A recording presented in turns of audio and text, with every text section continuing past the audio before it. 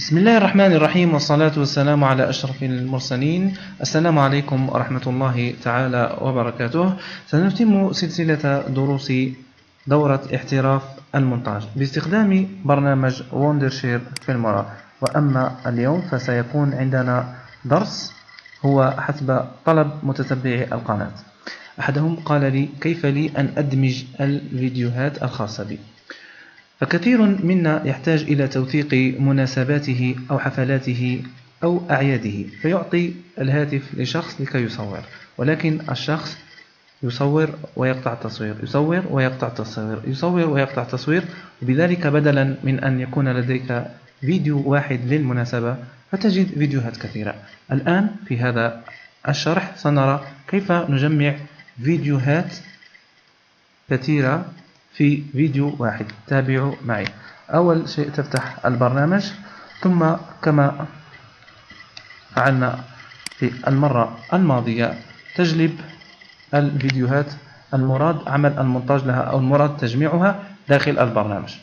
أعيد، تذهب مباشرة هنا إلى Importer، ثم تضغط على الخيار الأول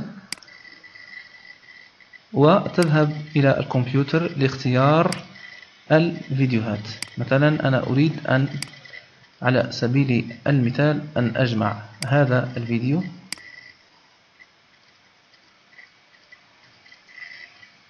بعد أن أدخلت الفيديو الأول إلى البرنامج أجلب الفيديو الثاني بنفس الطريقة.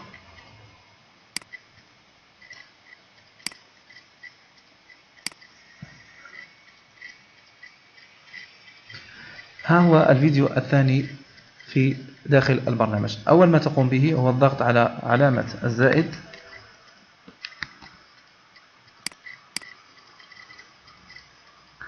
أو بإمكانك مباشرة الضغط فوق الفيديو بالزر الأيسر للفأرة وسحبه إلى مساحة العمل هكذا،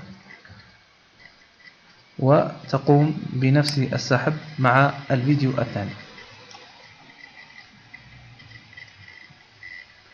بعد أن قمت بسحب الفيديوهات إلى داخل البرنامج، الآن ما عليك سوى إخراج الفيديوهات في فيديو واحد بالضغط على Exporter، وبعد ذلك تضغط مباشرة على Exporter.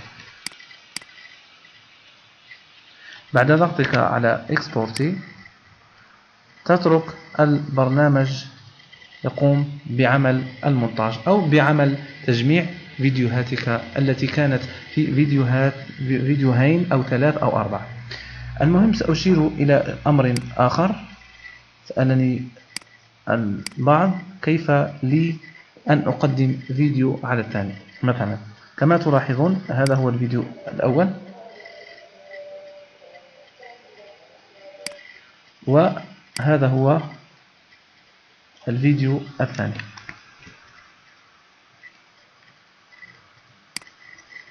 هذا هو الفيديو الأول، هذا هو الفيديو الثاني.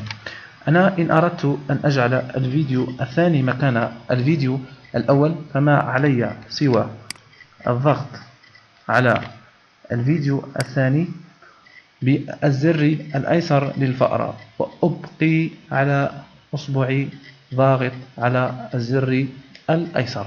بعد ذلك أسحب الفيديو الثاني فوق الفيديو الأول، فيتبادل المكان الفيديو الثاني مع الفيديو الأول. بهذا أكون أغير ترتيب الفيديوهات. فلنرى، فلنشاهد.